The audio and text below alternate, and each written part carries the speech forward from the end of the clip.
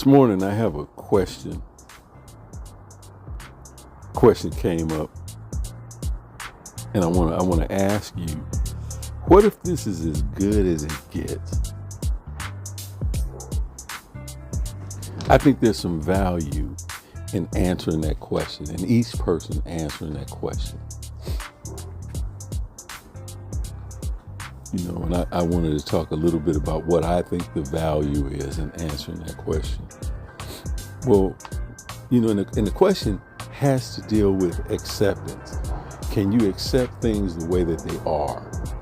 And acceptance doesn't necessarily mean that we like our situation. It just means, can we accept reality? Can we accept our life the way it is right now?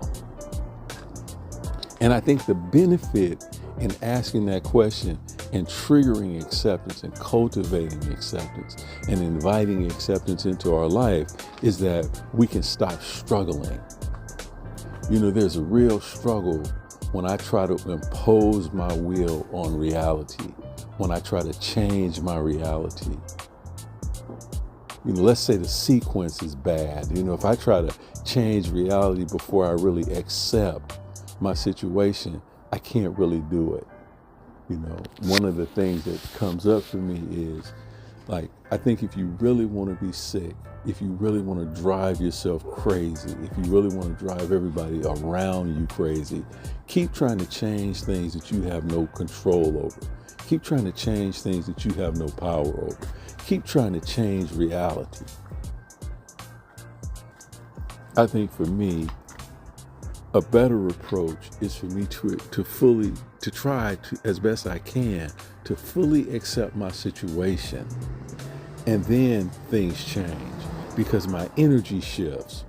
I'm no longer pushing against an immovable object. I have no leverage. As you can see from some of my artwork, I bend metal. And one of the things you have to do in order to bend metal is you have to have leverage.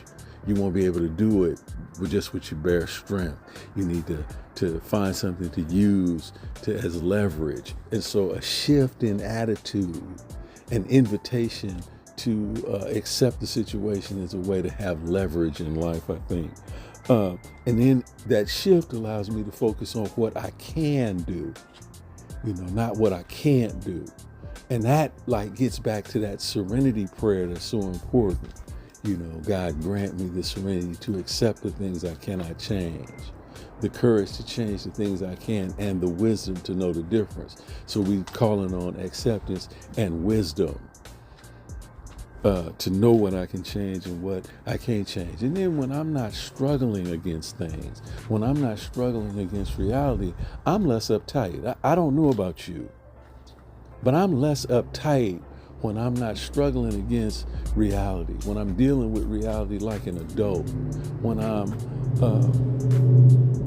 at one with reality. It doesn't mean I like things. It doesn't mean that. And I may need things to change, but the way I'm going about trying to make things change often makes the situation worse. So Mom invites you to look into this question: what if this is as good as it gets? Right? Can you accept it? Are you locked and loaded on an expectation and an outcome that you've been having trouble manifesting in your life? You trying to change other people? You trying to change situations, people, places, and things? Is that where your focus is? Because when my focus is on that stuff, I am unhappy. I don't know about you. I'm not happy with that. So I figured I'd just put that on your mind this morning. I think, let me just leave you with this. This is something that I've learned, happiness is not hurting myself. And that's the only spirituality that I really practice, is I just try not to hurt myself. I'm not successful at it all the time because I'm human and humans are flawed. And so a lot of times I do hurt myself. But my goal, my aim in terms of my spiritual practice is to just hurt myself less. And if I hurt myself less, if I don't hurt myself, I probably won't hurt you. So thanks for listening. Until next time.